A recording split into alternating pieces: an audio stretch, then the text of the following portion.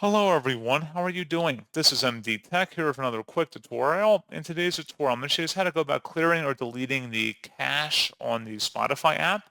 So this should hopefully be a pretty straightforward process here, guys. And without further ado, let's go ahead and jump right into it.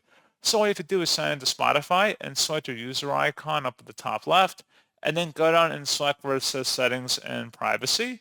And now you want to go down underneath where it says Data Saving and Offline. And then scroll down underneath storage and select where it says clear cache. Free up space by cleaning your data. Your downloads won't be removed. Select clear, and that's all you have to do. So pretty straightforward process, guys. And as always, thank you for watching. I do hope that I was able to help you out, and I do look forward to catching you all in the next tutorial. Goodbye.